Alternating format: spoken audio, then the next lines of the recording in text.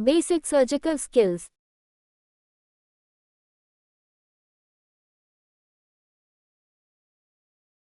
Introduction. Successful outcomes in surgery depend on knowledge, skills and judgment. While this chapter focuses on technical skills, the importance of surgical preparedness in the form of appropriate safety checks, correct positioning and non-technical skills such as communication and teamwork cannot be overstated. Patient safety and transfer to the operating table. Patient safety is of paramount importance. The safe transfer and positioning of the patient is a responsibility that is shared by the anesthetist, surgeon, nurse and operating department practitioners. The anesthetist managing the airway usually coordinates the transfer of the patient by calling the count. The transfer of the patient is a critical moment during which there is a significant risk of falls and injuries, not to mention injury to operating theatre personnel. Additional care and specialized equipment may be required when transferring patients who are obese or emaciated and those at extremes of age.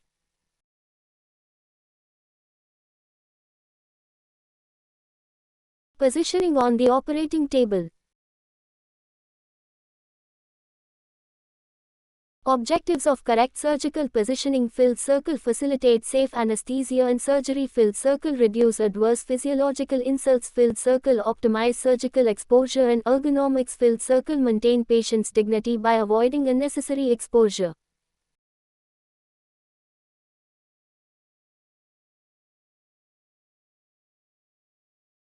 Pre-positioning planning. Filled circle final checks of the operating table and accessories. Filled circle optimum positioning of laparoscopic stacks, electrosurgical unit, surgical ancillaries and nursing trolley. Filled circle passive diathermy leads and underbody heating blankets placed appropriately. Filled circle age, body habitus and joint mobility to be considered. Filled circle compromise between perfect surgical positioning and physiologically permissible positioning needs to be reached. Supine position. This is the most common position for general surgical procedures. The patient's arms may be placed by their side or extended to afford access to intravenous and arterial cannulae. This is a versatile position and can be modified as follows. Filled circle roses position. Slight neck extension for head and neck surgery. Filled circle shoulder and arm extended, to assist in axillary and breast surgery. Filled circle Trendelenburg position. The head end of the table is tilted down on an incline with the patient's knees slightly flexed. This is often used in pelvic procedures and when resuscitating a patient in shock. Figure 7.1. Filled circle reverse Trendelenburg position. The head end of the table is tilted up, thereby placing the head higher than the feet. Figure 7.2. In advanced laparoscopic surgery, exaggerated and frequent position changes during the course of the operation are used to enhance surgical exposure. An excellent example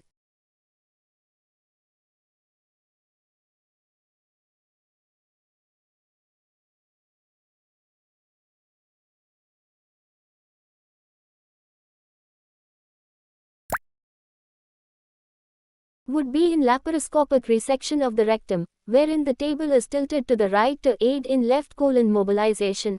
A neutral or reverse Trendelenburg position is used to mobilize the transverse colon, and pelvic dissection is completed with a steep Trendelenburg position. This can only be achieved if the patient is well positioned and secured. Figure 7.3. Straps and supports to secure the patient. Filled circle. The safety belt to prevent the patient from sliding off the table is placed 5 cm above the knee and never over the abdomen. Filled circle shoulder supports are used if the Trendelenburg position is necessary. Filled circle side supports to prevent lateral displacement of the patient are essential if the table needs to be tilted laterally. Filled circle foot support is required for the reverse Trendelenburg position. Filled circle alternatively, vacuum-activated positioning systems that gently conform to the contours of the patient's body can be used. Potential complications specific to supine positioning. Filled circle ulnar, axillary, perineal and brachial neuropraxia. Filled circle to reduce the risk of brachial plexus injury. The arm should not be hyperextended, abducted by greater than 90 degrees. Pronation of the extended arm causes traction of the brachial plexus and also causes pressure on the ulnar nerve. Filled circle pressure necrosis of the heels, shoulder, sacral region and scalp. Filled circle steep Trendelenburg position can cause respiratory compromise and raise intracranial and intraocular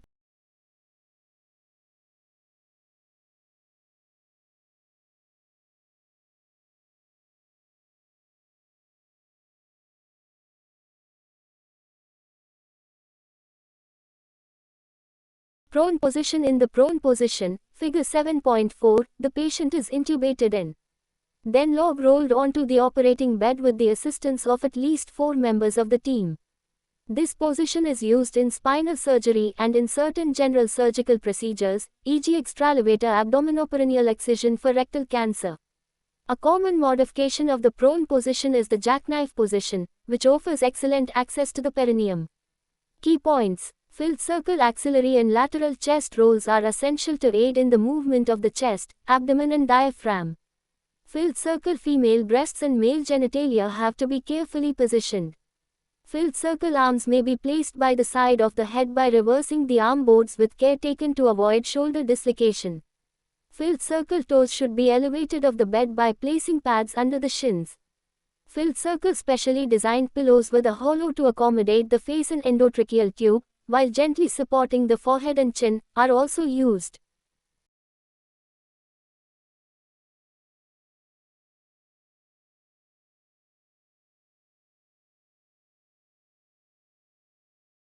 Potential complications: filled circle brachial plexus injury and shoulder dislocation.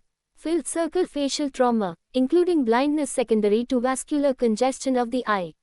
Filled circle pressure necrosis of the breasts, external genitalia and pressure-bearing bony prominences. Filled circle displacement of the endotracheal tube.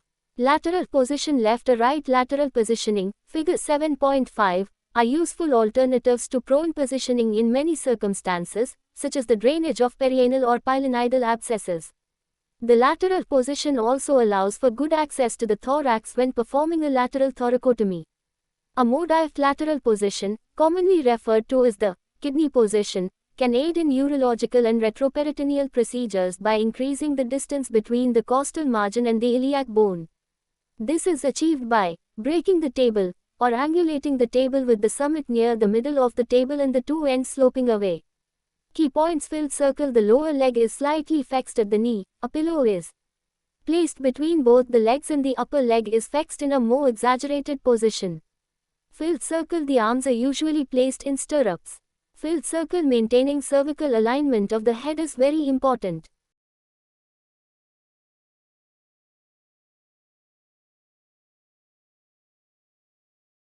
Potential complications: filled circle respiratory complications secondary to preferential ventilation of one lung over the other and accidental endobronchial migration of the tube.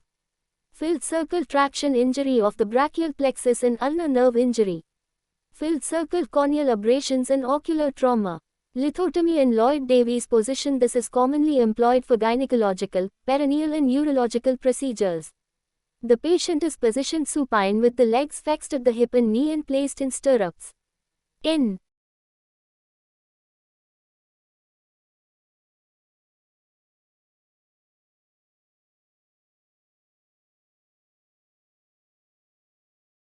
the lithotomy position, the hips are flexed to 90 degrees. However, the degree of hip and knee flexion can be controlled depending upon the type of procedure performed, figure 7.3.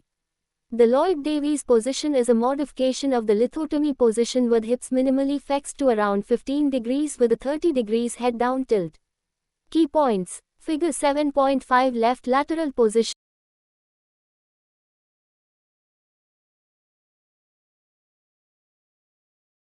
Both legs are simultaneously placed in the stirrups.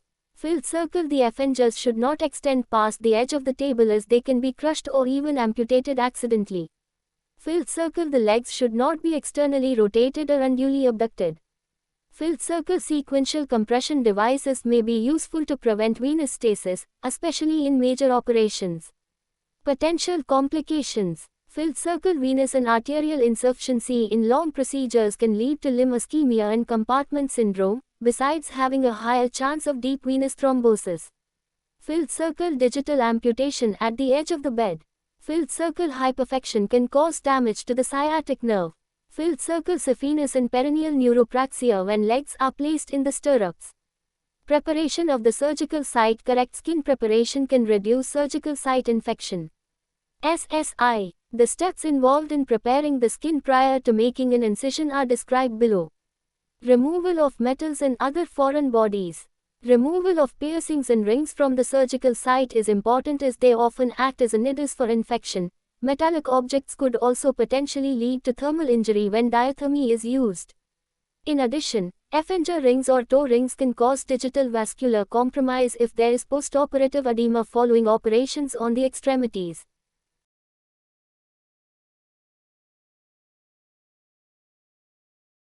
Hair removal from the surgical site. Hair is removed from the surgical site when it is deemed to interfere with the operation. It also makes postoperative plaster or dressing changes relatively pain-free. However, removal of hair causes microabrasions and can potentially cause cellulitis and SSI. Timing of hair removal. The ideal time and place for hair removal is on the operating table after a dose of prophylactic antibiotic is given. Preoperative removal of hair outside the confines of the operating room is discouraged.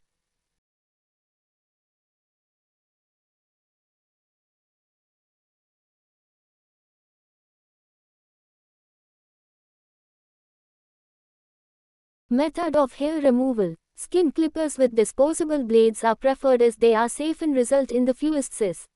Shaving using a razor blade is discouraged as unintended microincisions caused by the blade often result in exaggerated skin infection and inflammation.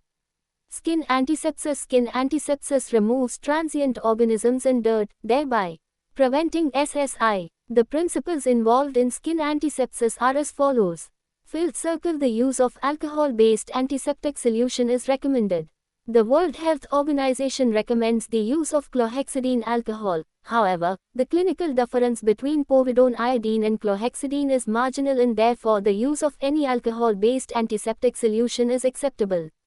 Filled circle. Extensions of the main incision. Additional incisions and drain placement have to be factored in when planning the preparation of the surgical site. Filled circle. A slender cotton-tipped swab can be used to clean the umbilicus when preparing for an abdominal procedure.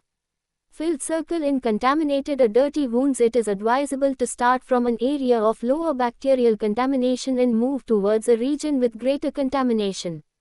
However, in clean procedures, starting from the area where skin incision is likely to be made and working towards the periphery is advised.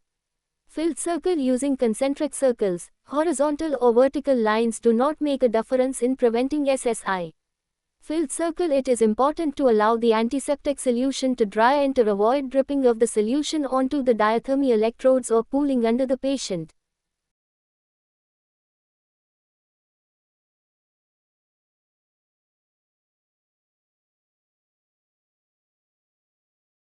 Draping. Draping is the process of forming a sterile perimeter around the operating site using disposable or reusable sterile sheets.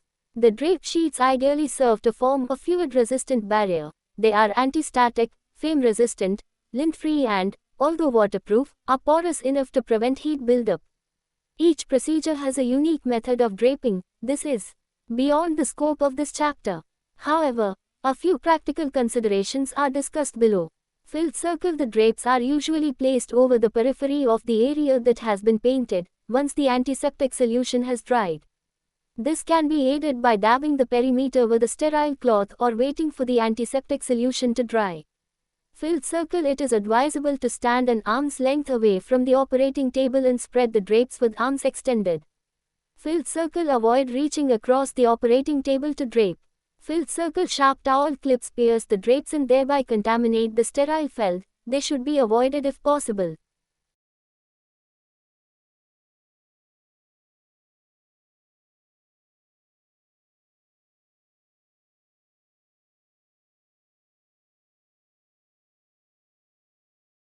If there is any doubt that there could be a breach in sterile technique, then it is advisable to redo the process or at least replace, cover the offending drape. Filled circle. Draping. Non-disposable equipment such as laparoscopic cords, ultrasonic devices, image intensifiers and light handles may be required. Prefabricated, customized drapes are preferred where possible. Filled circle. The routine use of transparent adhesive skin drapes, with or without antibiotic impregnation, over the surgical site cannot be recommended based on the available literature.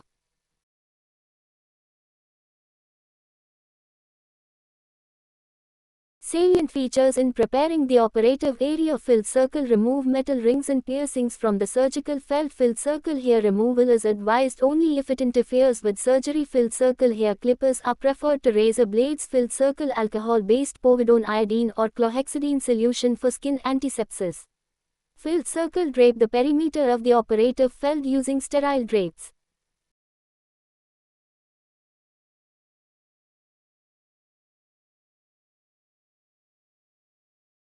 Surgical exposure and wound approximation. Skin incisions. Skin incisions, figure 7.6, are made using a scalpel with the blade pressed firmly down at right angles to the skin and then drawn gently across the skin in the desired direction to create a clean incision. It is important not to incise the skin obliquely, as such a shearing mechanism can lead to necrosis of the undercut edge. The incision is facilitated by tension being applied across the line of the incision by the phalanges of the non-dominant hand, but the surgeon must ensure that at no time is the scalpel blade directed at their own phalanges, as any slip may result in a self-inflicted injury. Blades for skin incisions usually have a curved cutting margin, while those used for an arteriotomy, abscess drainage or drain site insertion have a sharp tip, figure 7.7. Scalpels should at all times be passed in a kidney dish rather than by a direct hand-to-hand process, as this can lead to a needle stick-like injury. When planning a skin incision, a few factors should be considered. 1. Skin tension lines and cosmesis. Langer's lines, representing the orientation of dermal collagen fibers, have been used to guide skin incision placement. However, the clinical relevance of these lines has been questioned. The use of relaxed skin tension lines, RSTLs, which follow creases formed when the skin is pinched and relaxed, have increasingly been employed to guide skin incision placement, especially in the head and neck. In practice, placing incisions based on natural body creases and wrinkles can reduce tension on the suture line and camouflage scars.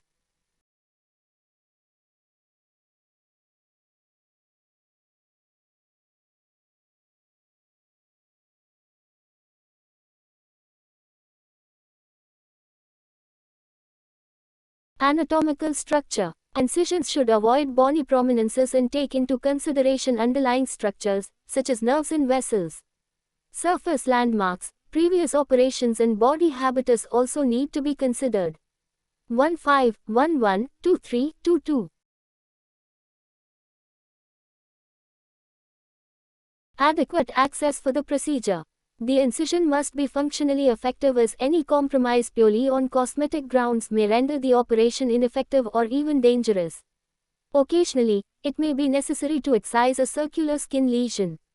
An elliptical rather than a circular incision is preferred to enhance tension-free, aesthetic tissue approximation, remembering the rule of thumb that an elliptical incision must be at least 3 times as long as it is wide for the wound to heal without tension. Occasionally, dog ears remain in the corner of elliptical incisions despite adequate care having been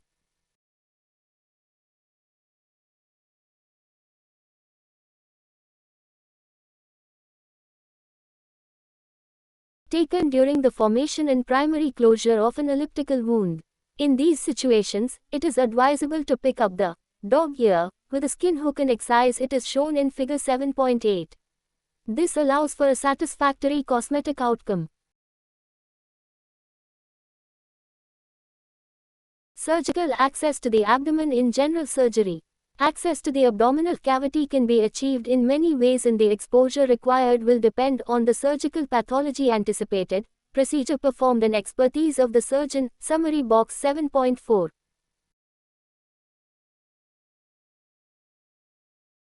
Surgical exposure of the abdomen.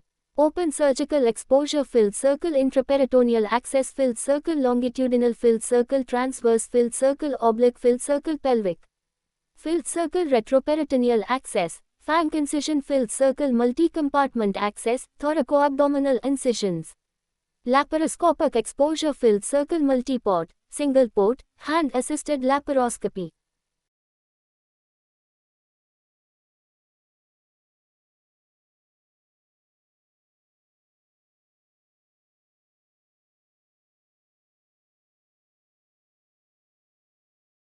Scalpel versus diathermy. Abdominal incisions can be made using a scalpel or diathermy. Recent data suggest that there is no difference with regards to SSI, blood loss or operative time between the two. However, using diathermy resulted in a lower requirement for postoperative analgesia. Usually, it is down to the surgeon's preferences. There appears to be no clinically discernible difference. Transverse versus longitudinal. Transverse incisions result in less pain, better pulmonary function and fewer incisional hernias but have higher wound infection rates. However, as a rule of thumb, the midline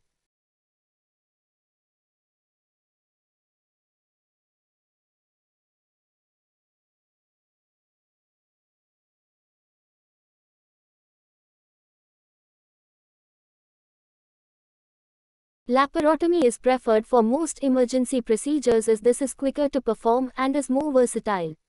The steps in performing a midline laparotomy are detailed below. Every incision should be made with closure in mind and based on the suspected site of pathology. An upper midline, lower midline or mid-midline laparotomy incision can be made and extended as required.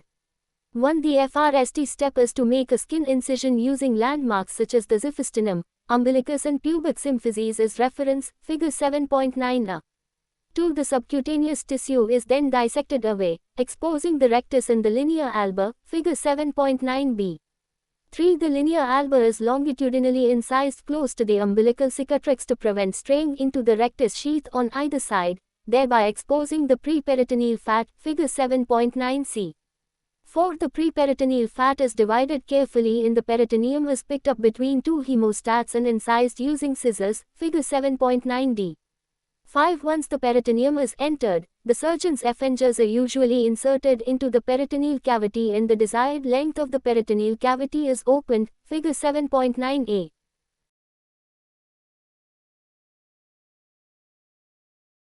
Re-entry incisions avoid railroading and crisscrossing incisions as they can lead to skin necrosis.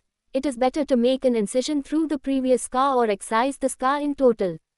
Extending the skin incision past the previous scar to enter the peritoneal cavity at a virgin plane may help avoid inadvertent injury to the underlying viscera, which may be adherent to the scar.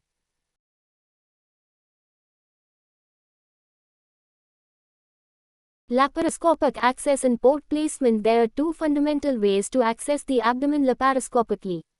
1. The open technique, Hassan's or Modift Hassan's. 2. The closed technique, Veress needle and or visual entry trocar.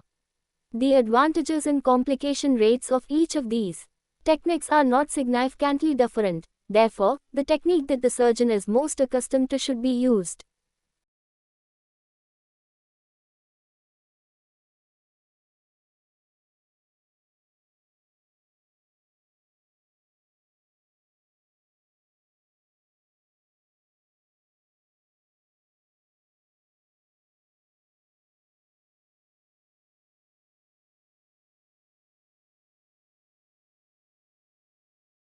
However, a competent laparoscopic surgeon should be familiar with both techniques to provide access as directed by circumstances such as pregnancy, scars from previous operations or as dictated by disease pathology. Blind trocar insertion with or without Veress needle insufflation is avoided. Open Hassan's technique for laparoscopic primary trocar insertion. In most cases, the umbilicus is the preferred site for a 10-12 mm initial port placement, figure 7.10a. 1. The umbilical cicatrix is everted with a tooth tissue grasping forceps. It is important to grasp the cicatrix directly as this is closest to the adherent peritoneum. Counter traction is maintained throughout the subsequent steps until the primary trocar is inserted. 2. The umbilical stalk is pulpted inferior to the everted cicatrix while maintaining cephalad traction. 3. A curved 10-12 mm transverse incision is made inferior to the cicatrix. 4. The umbilical stalk is exposed with sharp and blunt dissection to reveal the decussation, crossing, of efferents just above its junction with the linea alba. 5. A 5 mm vertical incision is made through the decussation with an 11-blade scalpel, taking care only to incise the fascia at this point and not to enter the peritoneum. 6. A blunt hemostat angled away from the bowel and major vessels is then pushed through the preperitoneal fat and peritoneum. The surgeon will feel a pop as the instrument enters the peritoneal cavity. 7. A blunt tip 10 or 12 mm trocar is pushed through the same point of insertion of the hemostat and in the same direction. 8. The laparoscopic camera is used to confirm successful placement in the peritoneal cavity before insufflation with CO2 gas. 9. CO2 gas insufflation is commenced at low FOW, 1 to 4 liters per minute, and increased to a maximum pressure of 15 millimeters of mercury and with a maximum FOW rate of 20 L per minute. 10. For the patient with scars from previous abdominal surgery, the safest technique is an open approach at Palmer's point, 3 cm below the left subcostal margin in the midclavicular line. Adequate lighting and good assistance with retraction are essential.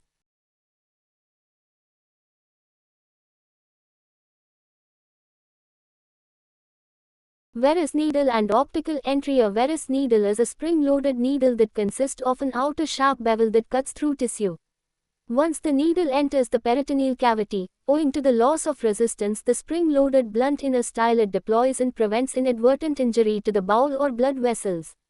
The Veress needle can be inserted in the umbilical region or in other regions of the abdomen, such as Palmer's point. The steps involved in Veress needle insertion are as follows. Figure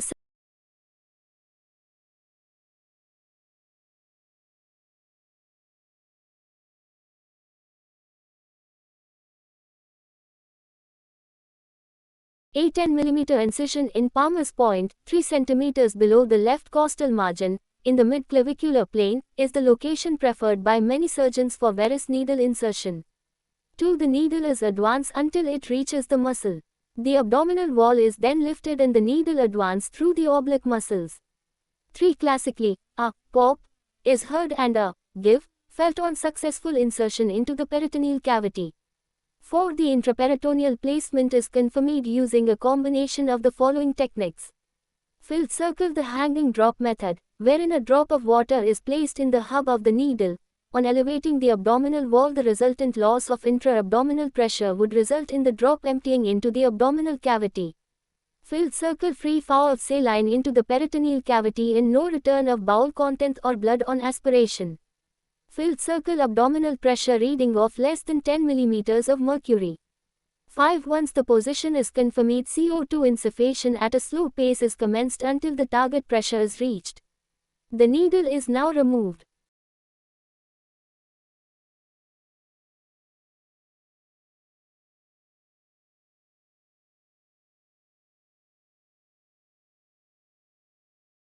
Optical primary port placement after Veress needle insufflation.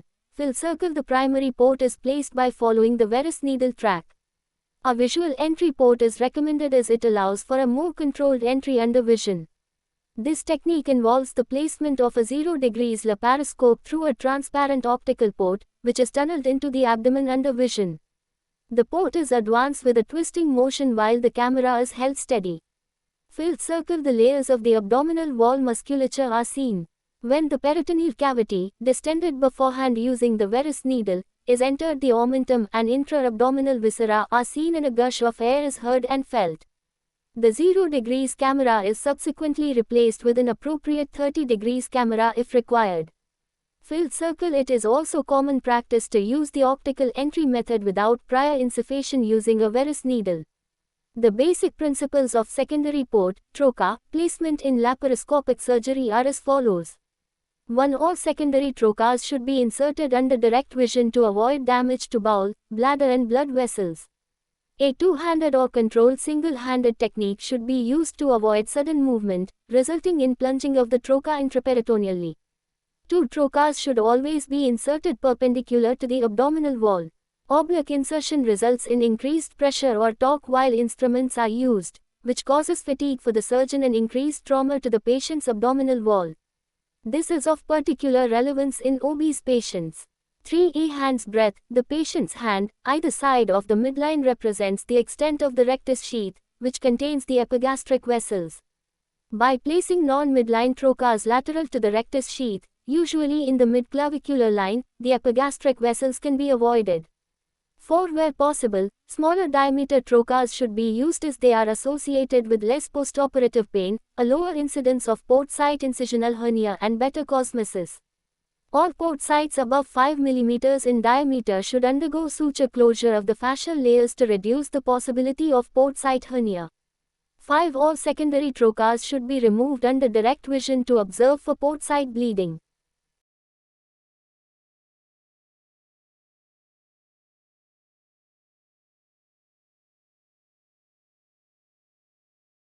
The benefits of laparoscopic surgery: filled circle, less postoperative pain; filled circle, better cosmesis; filled circle, earlier return to normal physiology; filled circle, shorter hospital stays; filled circle, fewer intraoperative adhesions created; filled circle, better perception of anatomy as image is often magnified.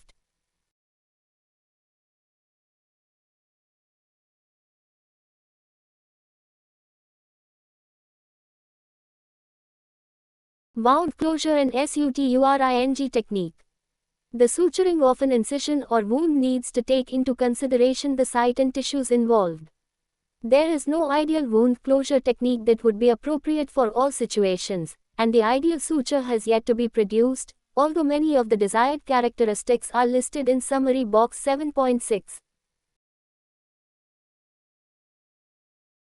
Suture material. Desired characteristics: filled circle, easy to handle; filled circle, predictable behavior in tissues; filled circle, predictable tensile strength; filled circle, sterile; filled circle, glides through tissues easily; filled circle, secure knotting ability; filled circle, inexpensive; filled circle, minimal tissue reaction; filled circle, non-capillary; filled circle, non-allergenic; filled circle, non-carcinogenic.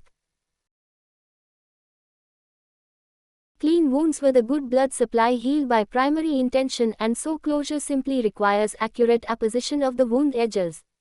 However, if a wound is left open, it heals by secondary intention through the formation of granulation tissue, which is tissue composed of capillaries, fibroblasts and inflammatory cells. Wound contraction and epithelialization assist in ultimate healing, but the process may take several weeks or months. Delayed primary closure or tertiary intention is utilized when there is a high probability of the wound being infected. The wound is left open for a few days, and if the infective process is resolved, then the wound is closed to heal by primary intention. Skin grafting is another form of tertiary intention healing.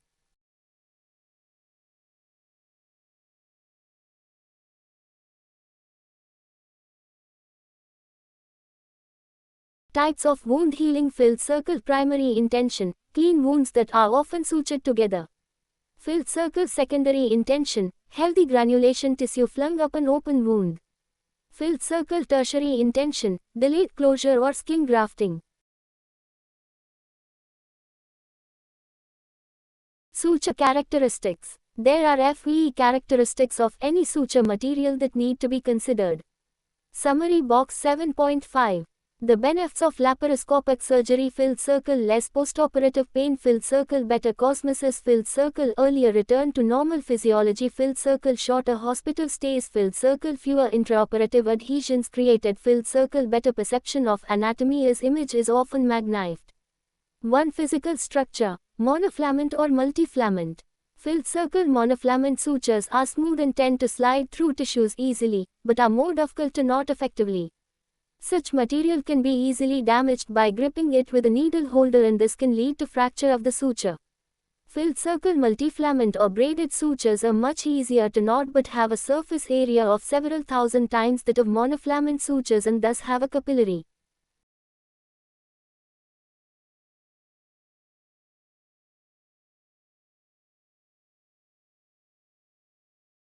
Action and interstices where bacteria may lodge and be responsible for persistent infection or sinuses. To overcome some of these problems, certain materials are produced as a braided suture that is coated with silicone to make it smooth. 2. Strength. The strength of a suture depends upon its constituent material, thickness and its response to various tissues and circumstances. Suture material thickness is classified according to its diameter in tenths of a millimeter. The tensile strength of a suture can be expressed as the force required to break it when pulling the two ends apart. Absorbable sutures show decay of this strength with time. Although the material may last in the tissues for the stated period in the manufacturer's product profile, its tensile strength cannot be relied on in vivo for this entire period. Materials such as catgut, no longer in use in The UK, have a tensile strength of only about a week, while pallidioxanone sulfate, PDS, will remain strong in the tissues for several weeks. However, even non-absorbable sutures do not necessarily maintain their strength indefinitely. Non-absorbable materials of synthetic origin, such as polypropylene, probably retain their tensile strength indefinitely, whereas non-absorbable materials of biological origin, such as silk, will fragment with time and lose their strength, and such materials should never be used in vascular anastomoses for fear of late fistula formation. 3. Tensile behavior. Suture materials behave differently depending upon their deformability and flexibility. Some may be elastic, in which case the material will return to its original length once any tension is released, while others may be plastic, in which case this phenomenon does not occur. Many synthetic materials demonstrate memory, which means they keep curling up in the shape that they adopted within the packaging. A sharp but gentle pull on the suture material helps to diminish this memory, but the more memory a suture material has, the less is the knot security.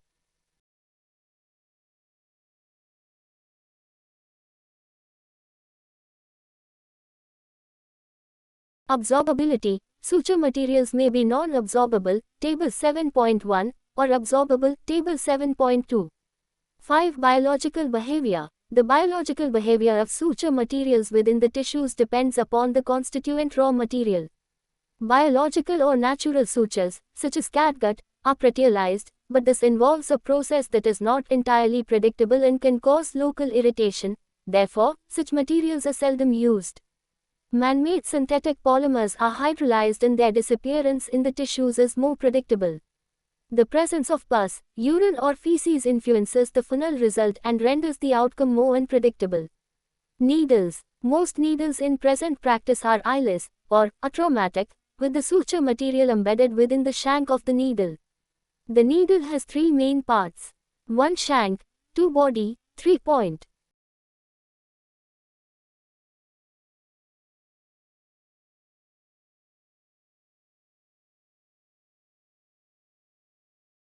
The needle should be grasped by the needle holder approximately 1/3 of the way back from the rear of the needle, avoiding both the shank and the point. The body of the needle is either round, triangular or flattened.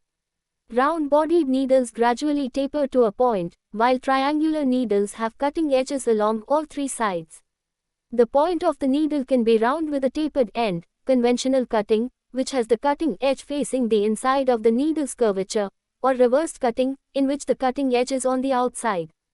Round-bodied needles are designed to separate tissue fibers rather than cut through them and are commonly used in intestinal and cardiovascular surgery.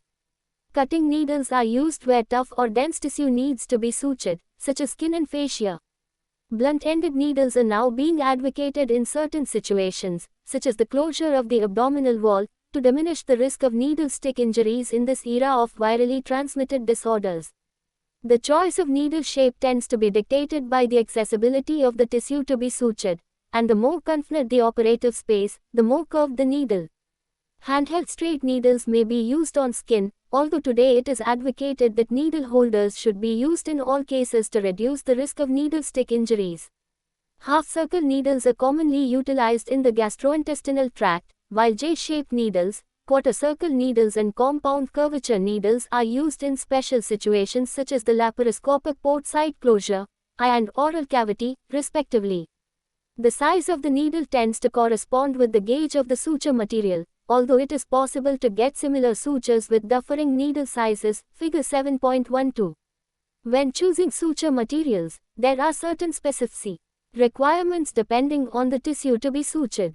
Filled circle vascular anastomoses require smooth, non-absorbable, non-elastic material. Filled circle biliary anastomoses require an absorbable material that will not promote tissue reaction or stone formation. Filled circle. When using absorbable material, always be mindful that certain tissues require wound support for longer than others, for example, muscular aponeurosis compared with subcutaneous tissues. Filled circle bowel anastomosis is usually performed using polyglactin, PDS or polypropylene based on the surgeon's preference. Filled circle. The size of the needle and suture size used depends on the tissue that is approximated, Table 7.3.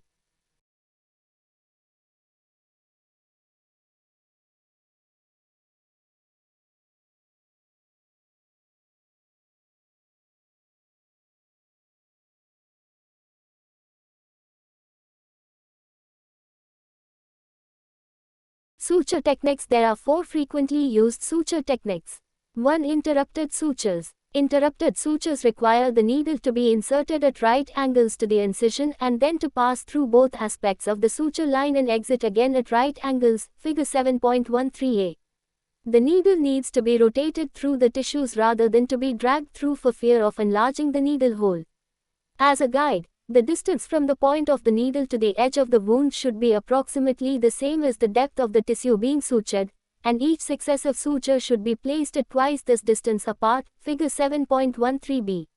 Each suture should reach into the depths of the wound and be placed at right angles to the axis of the wound.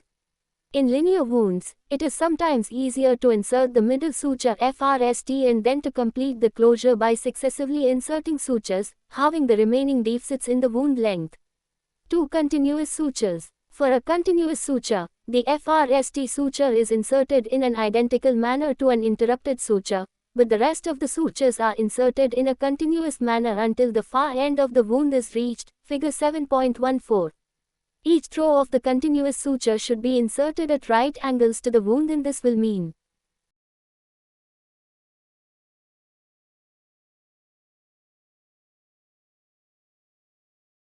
that the externally observed suture material will usually lie diagonal to the axis of the wound. It is important to have an assistant who will follow the suture, keeping it at the same tension to avoid either purse stringing the wound by too much tension or leaving the suture material too slack. There is more danger of producing too much tension by using too little suture length than there is of leaving the suture line too lax. Postoperative edema will often take up any slack in the suture material. At the far end of the wound, the suture line should be secured either by using an Aberdeen knot or by tying the free end to the loop of the last suture to be inserted. 3. Mattress sutures. Mattress sutures may be either vertical or horizontal and tend to be used to produce either eversion or inversion of a wound edge, figure 7.15. The initial suture is inserted as for an interrupted suture, but then the needle moves either horizontally or vertically and traverses both edges of the wound once again. Such sutures are very useful in producing an accurate approximation of wound edges, especially when the edges to be anastomosed are irregular in depth or disposition. 4. Subcuticular suture. This technique is used in skin where a cosmetic appearance is important and where the skin edges may be approximated easily, figure 7.16. The suture material used may be either absorbable or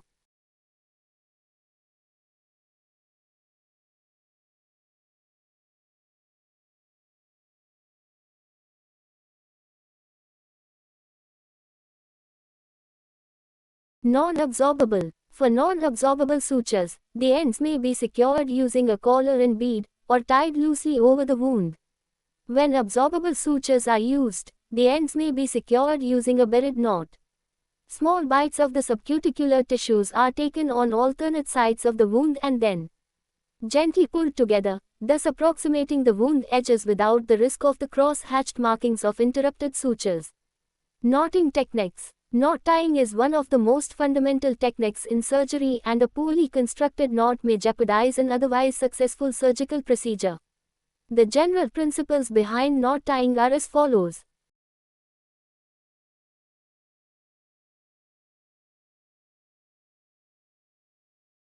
The knot must be tied firmly, but without strangulating the tissues. Filled circle. The knot must be as small as possible to minimize the amount of foreign material. Figure 7.14. Continuous suture technique. Non-absorbable. For non-absorbable sutures, the ends may be secured using a collar and bead, or tied loosely over the wound. When absorbable sutures are used, the ends may be secured using a beaded knot. Small bites of the subcuticular tissues are taken on alternate sides of the wound and then gently pulled together, thus approximating the wound edges without the risk of the cross-hatched markings of interrupted sutures. Knotting techniques. Knot tying is one of the most fundamental techniques in surgery, and a poorly constructed knot may jeopardize an otherwise successful surgical procedure. The general principles behind knot tying are as follows. Filled circle. The knot must be tightened without exerting any tension or pressure on the tissues being ligated, i.e. the knot should be bedded down carefully, only exerting pressure against counter pressure from the index finger or thumb. Filled circle. The suture material must not be sawed, as this weakens the thread and cuts through delicate tissue like a cheese wire. Filled circle. The suture material must be laid square during tying, otherwise, tension during tightening may cause breakage or fracture of the thread. Filled circle. When tying an instrument knot, the thread should only be grasped at the free end, as gripping the thread with the needle holder can damage the material, resulting in breakage or fracture. Filled circle. The standard surgical knot is the reef knot with a third throw for security, although with monofilament sutures 6 throws are required for security. Filled circle. When added security is required, a surgeon's knot using a 2-throw technique is advisable to prevent slippage.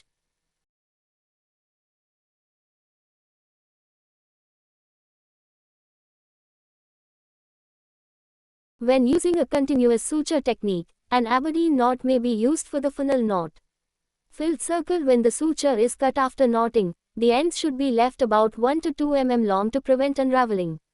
This is particularly important when using monofilament material.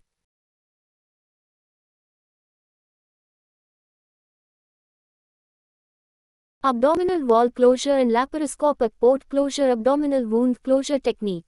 The surgical technique involved in abdominal wall closure varies from hospital to hospital, with practice heavily influenced by local opinion and training exposure. The objective of abdominal wall closure is to provide a tension-free closure with adequate strength to prevent early dehiscence or an incisional hernia in the long term.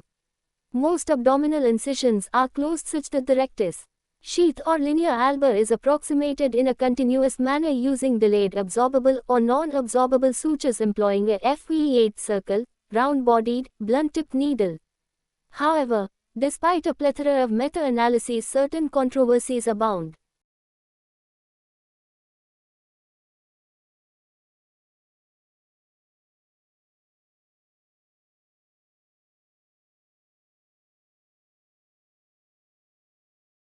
Layered versus mass closure of the abdomen. Abdominal wounds can be closed either by closing all layers of the abdomen, musculoponeurotic layers avoiding skin, together, or by closing individual layers of the rectus sheath. An alternative would be to approximate only the anterior rectus sheath in situations where mass closure is not feasible. Figure 7.17. Filled circle. Continuous versus interrupted sutures. Simple continuous sutures theoretically seem to be better than interrupted sutures as the tension is evenly distributed, resulting in less ischemia. In addition, they are quicker to perform. The literature supporting this practice is, however, sparse. Filled circle. Absorbable versus delayed. Absorbable versus non-absorbable suture material. Delayed.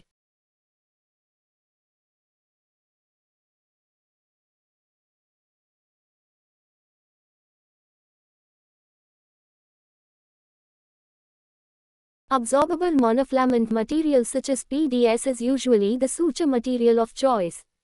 In patients with multiple previous operations, non-absorbable materials such as nylon or polypropylene may be an alternative.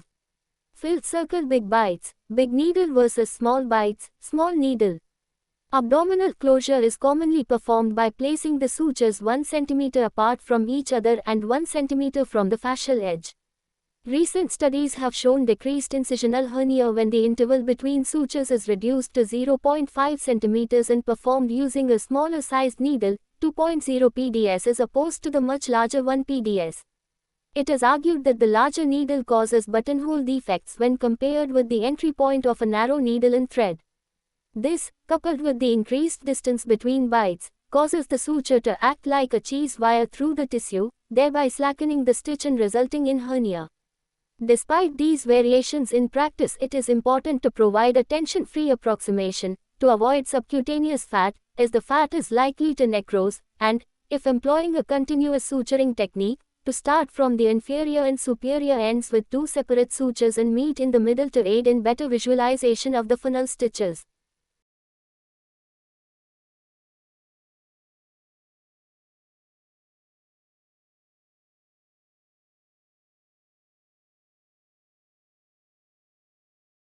Alternatives to sutures. Skin adhesive strips. Self-adhesive tapes may be used where there is no tension and the wound is clean. For example, adhesive strips are used following clean procedures on the face. Tissue glue. Tissue glue can be used as a means of primary tissue apposition or as an adjunct to sutures. Some specific uses have been described, such as closing a laceration on the forehead of a fractious child in accident and emergency, thus dispensing with local anesthetic and sutures. Staples. There is a wide range of mechanical devices that can be used to staple skin, bowel, or even major vascular pedicles. Most of these devices are disposable and relatively expensive, but their cost is offset by the saving of operative time. Removal of skin staples or sutures. B. The timing of removal of non-absorbable sutures depends on the anatomic location, tension with which the wound was closed and the operation performed. It is customary for the operating surgeon to specify the time of suture removal in the operative notes. While early removal can minimize unsightly scars and prevent sutures from being embedded in the skin, removing them prematurely can result in wound dehiscence. As a rule, facial sutures are removed in 3 to 5 days after THE. Figure 7.17 Abdominal closure techniques.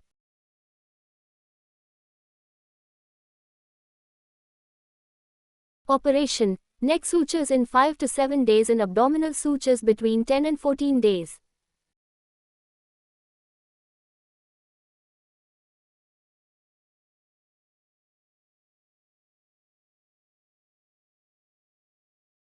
Basic hemostatic methods and the principles of electrosurgery. Bleeding encountered during an operation can be arterial, venous, or capillary. Surgical hemorrhage is categorized as primary, during the operation, reactionary, 24 to 48 hours postoperatively, or secondary, days to weeks postoperatively. Reactionary hemorrhage is usually a consequence of a slipped ligature or when a vessel injury is missed with bleeding temporarily stopped owing to a combination of vasoconstriction and hypotension.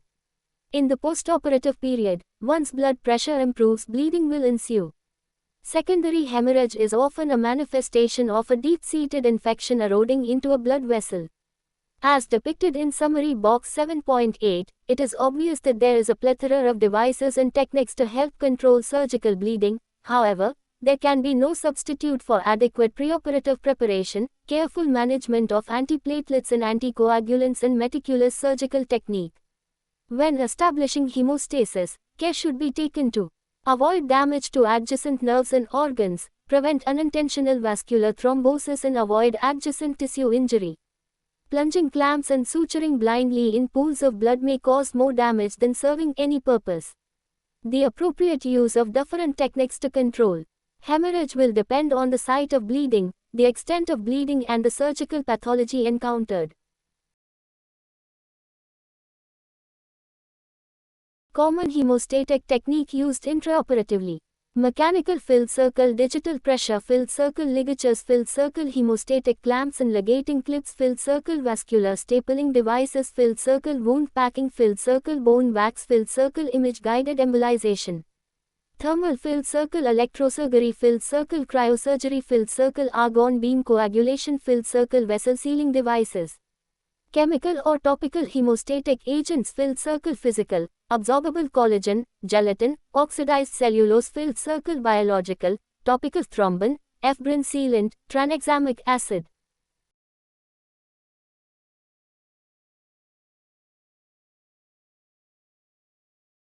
Electrosurgery electrosurgery employs high-frequency electrical current to assist in making surgical incisions, dissection of tissue, and achieving hemostasis. Its widespread use in open, laparoscopic and intraluminal endoscopic surgery such as transurethral resection of the prostate have made it an indispensable part of the surgeon's armamentarium.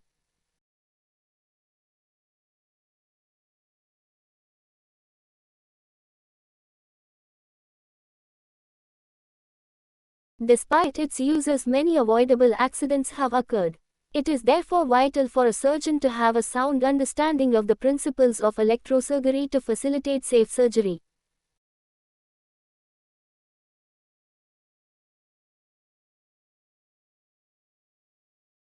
Safe electrosurgery. Filled circle. Always check diathermy setting before use. Filled circle. Use the safest, lowest diathermy current setting. Filled circle. Be careful when diathermy is used near other metallic instruments. Filled circle. Employ the diathermy intermittently and for brief spells. Filled circle. Use bipolar diathermy and advanced vessel sealing devices where appropriate. Filled circle smoke extractors to remove bioaerosolized particles are essential.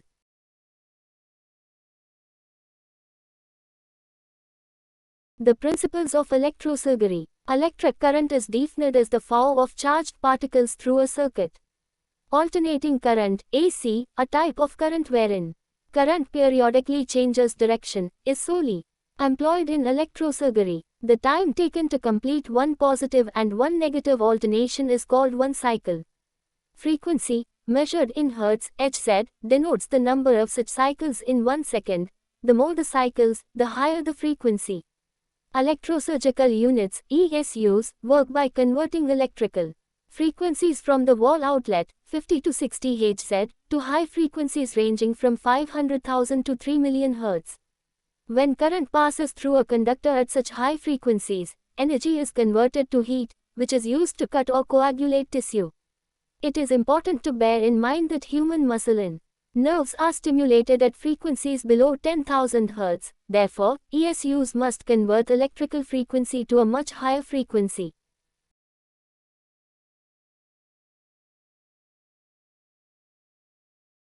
Monopolar and bipolar diathermy. In monopolar surgery, figure 7.18, the electrical current created in the ESU passes through a single electrode, diathermy pencil, to the tissue, causing the desired tissue effect, cut or coagulation. To complete the cycle, the current then passes through the tissues and returns via a very large surface plate, the indifferent electrode, a dispersive cable, back to the earth pole of the generator. In bipolar diathermy, figure 7.18b, the two active electrodes are usually represented by the limbs of a pair of diathermy forceps, blades of scissors or graspers. Both forceps ends are therefore active and current flows between them and only the tissue held between the limbs of the forceps heats up.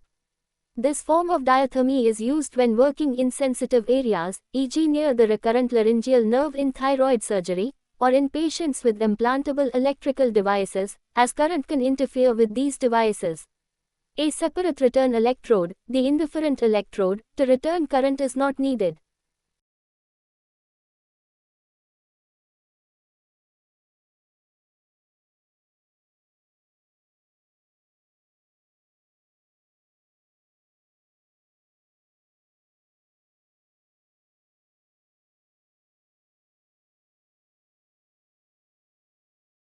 Comparison of cutting and coagulation of tissue using diathermy.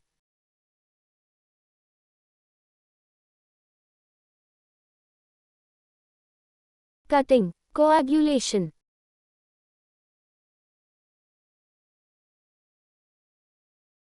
Lower voltage current. Higher voltage current.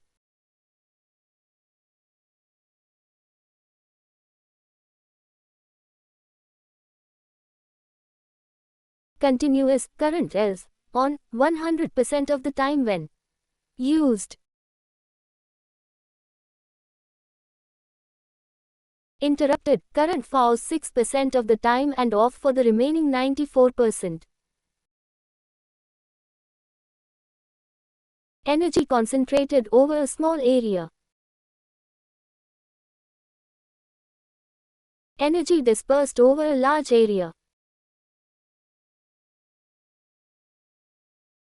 Tissue is heated rapidly into a higher temperature, causing vaporization of tissue and thereby resulting in cutting tissue.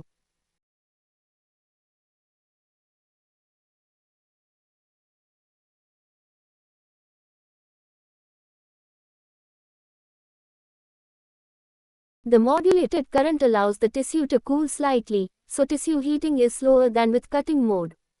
This causes a dehydration effect, loss of cellular fluid and protein denaturation, resulting in coagulation of tissue. Dehydration is not as effective as vaporization for cutting tissue but is ideal for hemostasis. Bleeding is stopped by a combination of the distortion of the walls of the blood vessel, coagulation of the plasma proteins and stimulation of the clotting cascade. Minimal lateral spread and collateral damage. Extensive lateral spread.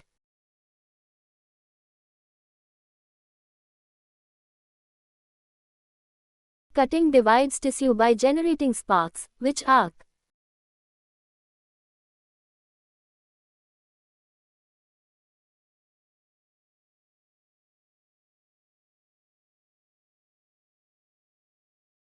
to the tissue. This is most efficient when the tip is held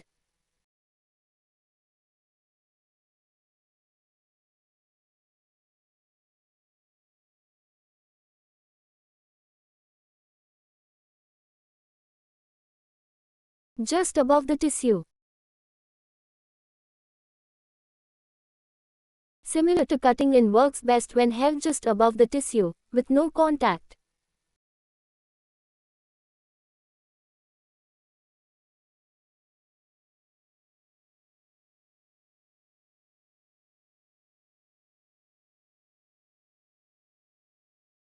Or minimal contact with tissue.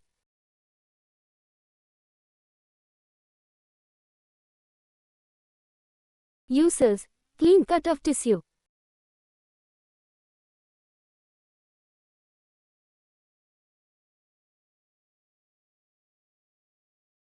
To be used to dissect and divide tissue and not just to make skin incisions.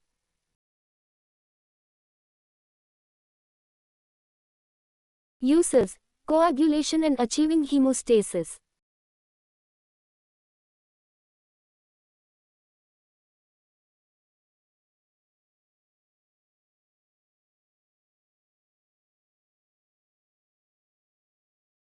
The effects of diathermy, figure 7.19, can be used for two basic purposes. Table 7.4, 1. Coagulation, to achieve hemostasis, 2. Cutting, incision and dissection of tissues during surgery.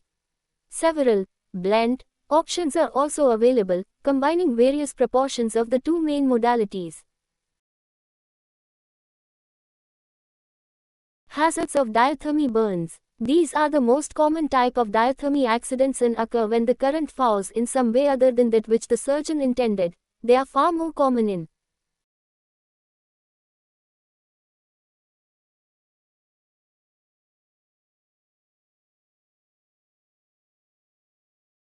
monopolar than bipolar diathermy. Diathermy can also cause thermal injury to the surgeon and theatre staff. These may occur as a result of filled circle, faulty application of the indifferent electrode, footplate, with an inadequate contact area. Filled circle: the patient being earthed by touching any metal object, e.g. the Mayo table, the bar of an anesthetic screen, or a leg touching the metal stirrups used in maintaining the lithotomy position. Filled circle: faulty insulation of the diathermy leads.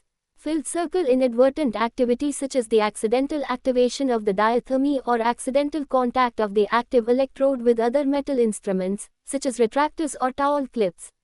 A hole in the glove can also result in burns to the aphenges. Double gloving may help prevent this.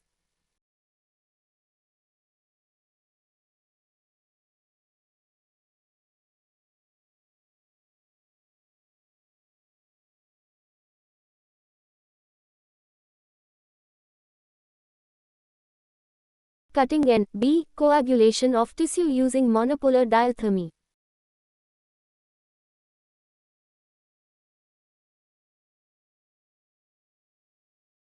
Electrocution: today, diathermy machines are manufactured to very high safety standards, which minimize the risk. However, as with any electrical instrument, there must be regular and expert servicing.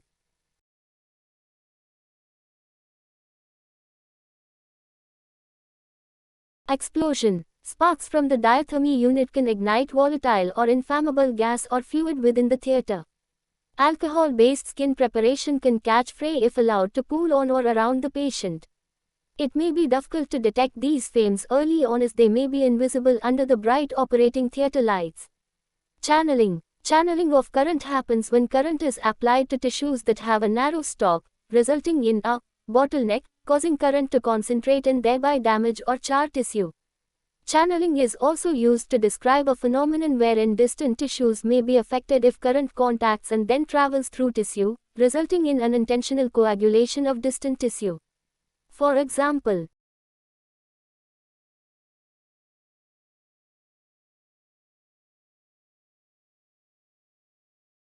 Coagulation of the penis in a child undergoing circumcision. Filled circle coagulation of the spermatic cord when the electrode is applied to the testis. In such situations, diathermy should not be used. If it is necessary, then bipolar diathermy should be employed. Interference with implantable electronic devices. Diathermy currents can interfere with the working of a gastric or cardiac pacemaker, implantable cardioverter defibrillator, cochlear implants, etc. The use of an ultrasonic scalpel and bipolar diathermy are relatively safer. It may be prudent to liaise with the cardiology team and the anesthetist preemptively in such circumstances. Occupational hazard from surgical smoke. Viral particles, bacteria, respiratory and ophthalmic irritants and carcinogens have been identified in surgical smoke from diathermy devices. Universal precautions. Smoke evacuation systems or simple suction devices can be used to minimize the risk to theater personnel.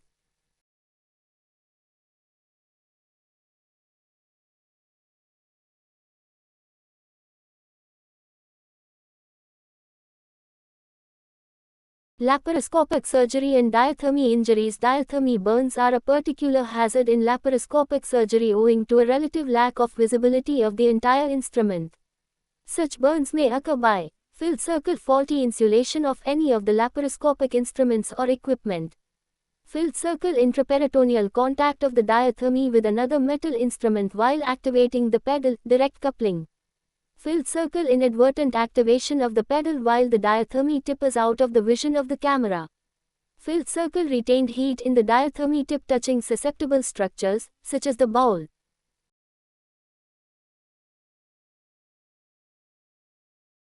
Advanced vessel sealing devices. Advanced laparoscopic procedures have driven a parallel explosion in novel technologies that facilitate the performance of such procedures. This is particularly the case for vessel sealing devices. Monopolar diathermy still plays a vital and effective role in laparoscopic surgery, but has limitations in terms of sealing larger blood vessels and is accompanied by the risks outlined above. Therefore, surgeons have increasingly used advanced energy devices to facilitate dissection and to seal and divide blood vessels up to 7 mm in diameter. Furthermore, it is suggested that the use of advanced vessel sealing devices reduces operative time and thus recovery is enhanced. There are three main types of advanced energy devices: bipolar electrosurgery, ultrasonic electrosurgery, and combination devices. In all cases, the surgeon needs to be aware of the characteristics of these devices and their capacity to cause thermal injury in order to use them safely.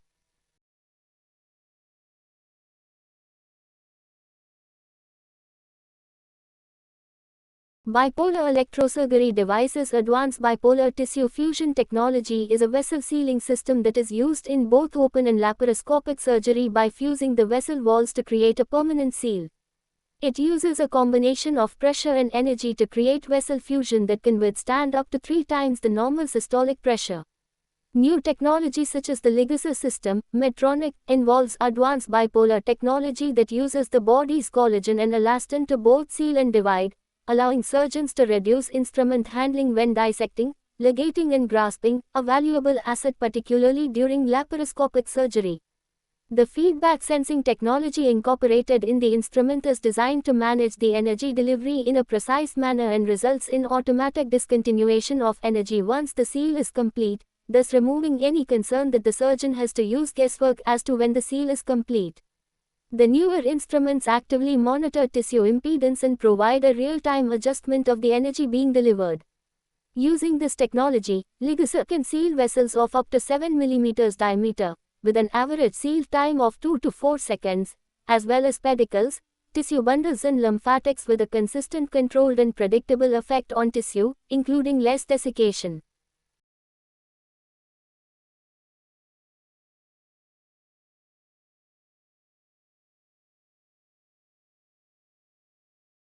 Ultrasonic energy devices. The harmonic scalpel is an instrument that uses ultrasound technology to cut tissues while simultaneously sealing them.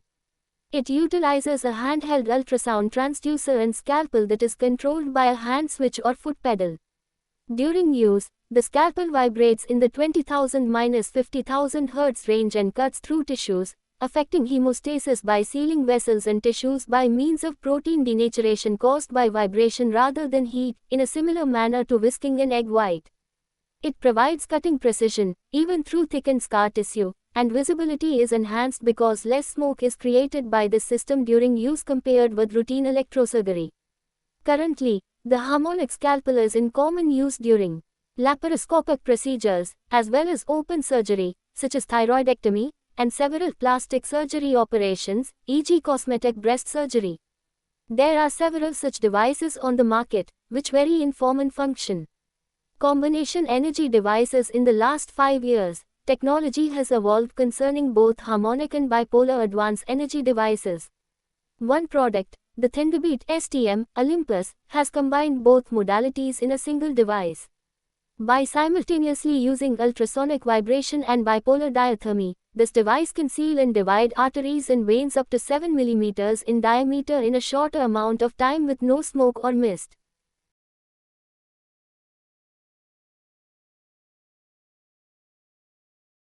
Topical HAMOSTATIC agents. Physical or biological topical hemostatic agents are considered adjuncts to traditional mechanical and electrosurgical techniques. The physical agents commonly used are absorbable gelatin, absorbable collagen, and oxidized cellulose, and function by providing a scaffold that encourages fibrin deposition and accelerates clot formation. They can also soak up as much as 40 times their weight in blood, providing tamponade and compression. Biological topical hemostatic agents such as thrombin and fibrin sealants encourage clot formation and are often injected or sprayed over the bleeding site. A combination of the above can also be used. Drains in surgery. In 1887, Lawson Tate suggested, when in doubt, drain. This edict has been criticized and the value of routine drain placement has been scrutinized. Drains are inserted to allow fluid that might collect in a body cavity to drain freely to the surface. The fluid to be drained may include blood, serum, pus, urine, feces, bile, lymph, or air. Drains may also be used for wound irrigation in certain circumstances. Their use can be regarded as prophylactic or therapeutic, depending on the circumstance warranting their insertion. Abdominal drains are usually placed in the pelvis to drain collections, as this is the most dependent area. Other locations are usually dictated by the pathology and procedure performed.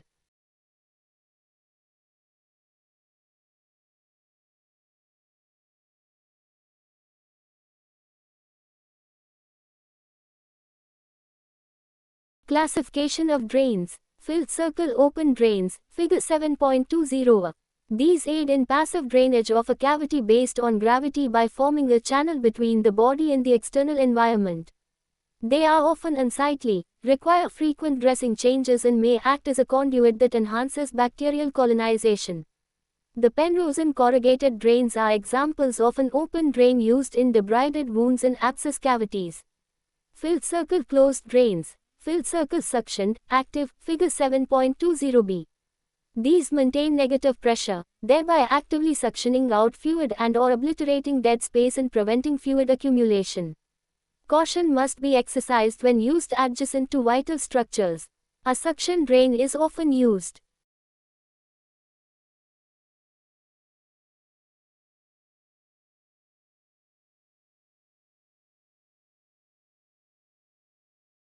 After ventral hernia repair, following axillary dissections and in head and neck surgery. Filled circle non-suctioned, passive, figure 7.20c. Use capillary action and gravity to drain fluid. The most common examples are urinary catheters, nasogastric drainage systems, and a Robinson's drain, which is used within the abdominal cavity to help to evacuate fluid without sucking viscera or omentum.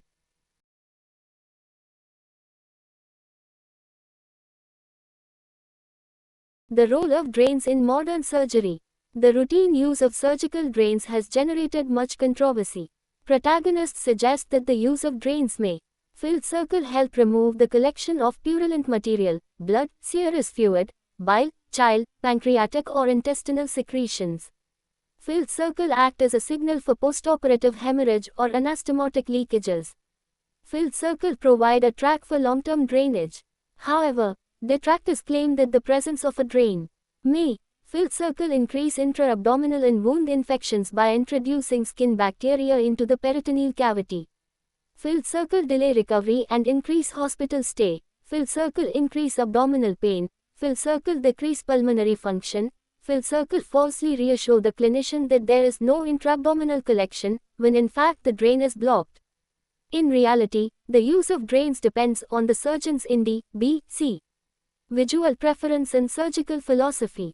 However, there is reasonable consensus regarding the role of drains in certain surgical procedures, as elucidated in summary boxes 7.10 and 7.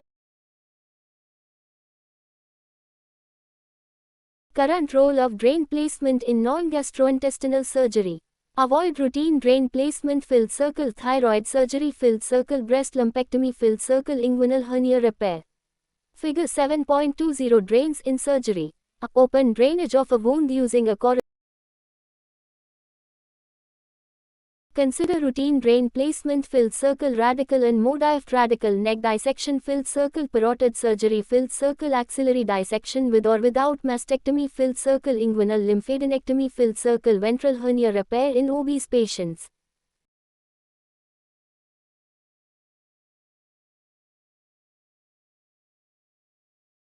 Current role of drain placement in gastrointestinal surgery. Avoid routine drain placement following filled circle colonic surgery. Filled circle small bowel resections. Filled circle hepatic resections. Filled circle cholecystectomy. Consider routine drain placement following filled circle esophageal surgery. Filled circle major pancreatic resection. Selective use of drains following filled circle rectal surgery. Filled circle gastric resections.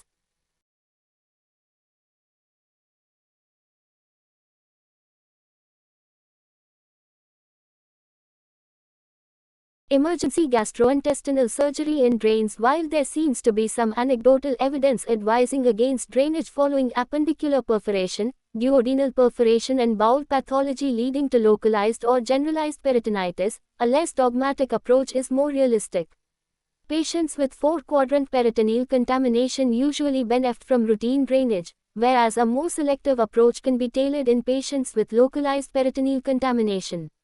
The decision to avoid drain placement in emergency surgery needs to be contextualized, taking into account the patient's clinical state and comorbid illnesses as well as the healthcare and hospital setting, including access to round-the-clock interventional radiologists. Specialist use of drains. Nasogastric drainage. The role of nasogastric tube placement in the surgical patient has been steeped in dogma. There is no doubt that selective use of nasogastric tubes have a vital place in the perioperative management of patients. However, there is a trend to move away from routine placement of nasogastric tubes and from keeping them in place for protracted lengths of time when inserted. Most enhanced recovery after surgery (ERAs) pathways forbid the prophylactic use of nasogastric tubes in the elective setting, except following procedures in the upper aerodigestive tract. The indications and potential problems associated with nasogastric drainage have been detailed in summary boxes 7.12 and 7.13. T-tube drains. A T-tube, figure 7.21, may be inserted after exploration of the common bile duct and stone retrieval or following repair of a damaged common bile duct. The principle is to allow bile to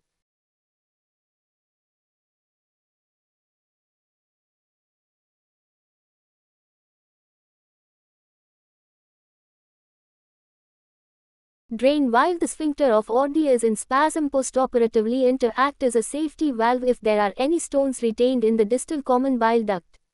Despite its perceived uses, the T-tube is not without problems. A recent Cochrane analysis concluded that it is associated with increased bile leakage and increased hospital stay and cost with minimal benefits.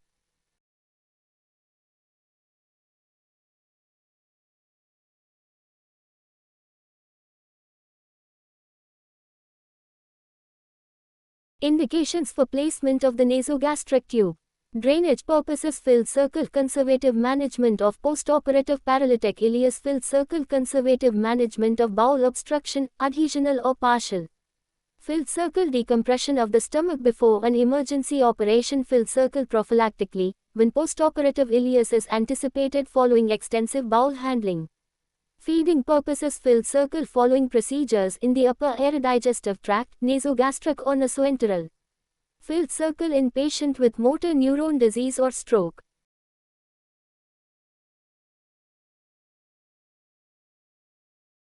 Placement of nasogastric tubes. Contraindications. Filled circle suspected a proven base of skull fracture, as this may result in inadvertent cranial injury. Filled circle esophageal stricture or recent esophageal surgery, unless under vision. Complications. Filled circle upper airway damage, pressure necrosis of the nasal ala owing to the placement of an oversized tube or following prolonged placement. Filled circle reflux esophagitis. Filled circle pulmonary aspiration due to impaired function of the lower gastroesophageal sphincter. Filled circle inadvertent placement into the lungs. Filled circle traumatic placement causing bleeding and perforation.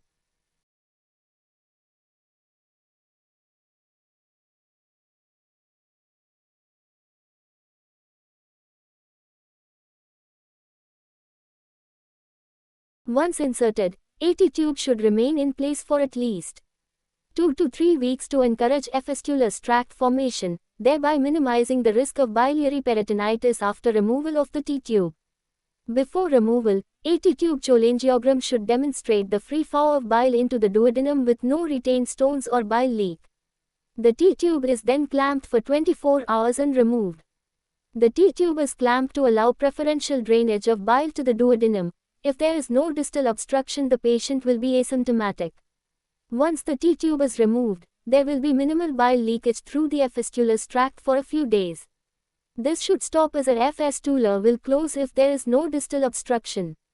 Removal of drains. A drain should be removed as soon as it has served its purpose. It is important to define the objective of each drain and to ensure that, once that objective has been met, the drain is removed rather than waiting for an arbitrary drain volume amount.